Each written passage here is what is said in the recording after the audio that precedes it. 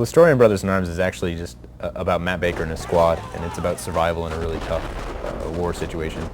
When we started, we weren't really sure which direction we were going to go, but by the end of it, we had written a story that fit completely into the historical context of the game. Everything you see in the game actually happened, the places actually exist.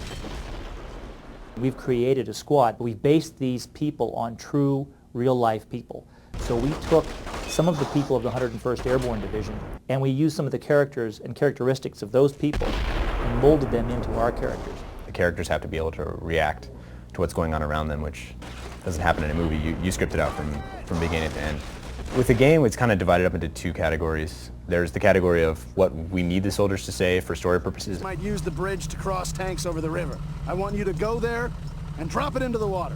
And then there's something we call battle dialogue, which is how they react in battle. Soldiers don't react the same to when a grenade lands. They all react differently when a soldier is wounded, for instance. Drop your gear, troopers! The dialogue that we've created for Brothers in Arms is to be as realistic as we can to the period of 1944. The soldiers of the 101st Airborne, particularly of our unit, of 3rd Squad, 3rd Platoon, Fox Company of the 502nd Parachute Infantry Regiment, were mostly very young men. I researched slang of the era. I researched a lot of the pop culture of the era.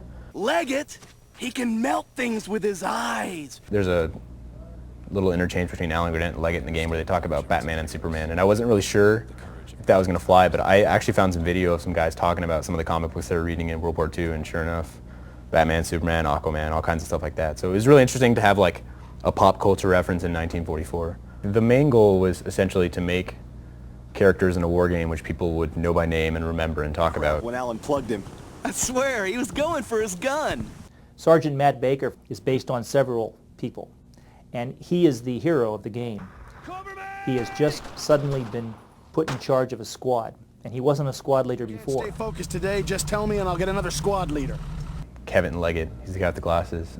He is my favorite character because he's the most interesting. This Leggett kid he's the radio operator, and he kind of wants to be a soldier, and he wants to do his part, but he has a hard time with it. They put him as the radio operator because they weren't sure he was going to actually be able to fire his weapon at another human. He's killed in front of you, and since the entire story is told in flashback, it's really interesting to know someone die and then spend the rest of the game getting to know them, because it's actually like really heart-wrenching to have to go through that.